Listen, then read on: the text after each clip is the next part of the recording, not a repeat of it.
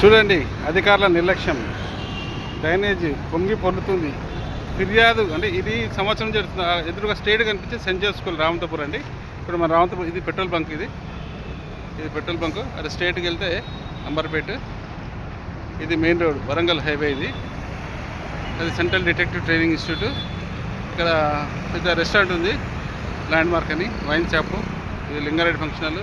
ఇది తెలంగాణ రాష్ట్ర apex cooperative apex bank. చూడండి అధికారులు కొత్తగా వచ్చిన మల్కాజ్గిరి మున్సిపల్ కమిషనర్ గారు, అలాగే హెచ్ఎండబ్ల్యూ ఎస్ఎస్బి అధికారులు, ఉప్పల్ డిప్యూటీ కమిషనరు, స్థానిక ప్రజాప్రతినిధులు అందరూ వచ్చి ఒకసారి ఒక 10 నిమిషాలు కూర్చోండి. ఇక్కడ 10 నిమిషాలు కూర్చుంటే ప్రజల బాధ తెలుస్తుంది. అక్కడ ఎదురుగా మీకు కనిపించేది సెయింట్ జోసెఫ్ స్కూల్, చాలా ఫేమస్ స్కూల్ అండి. మరి వాళ్ళు కూడా ఎందుకు పట్టించుకోవట్లేదో తెలియదు. అక్కడ లేడీస్ హాస్టల్స్ ఉంటుంది ఇక్కడ అన్నీ. చూడండి ఎంత అసలు ఎంత అధ్వానం అంటే అంత అధ్వానంగా ఉంది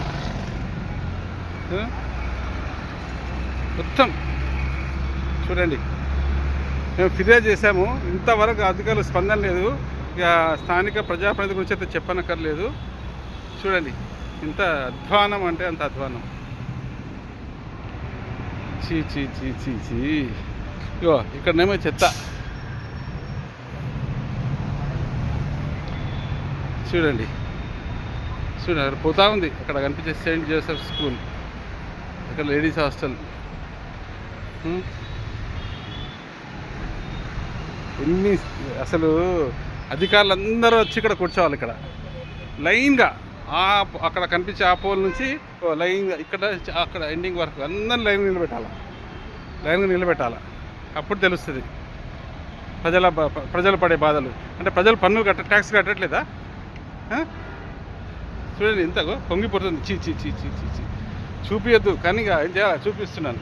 అధికారులందరూ కమిషనర్ నుంచి మొదలు పెడితే అందరూ వచ్చి కూర్చోబెట్టాలా.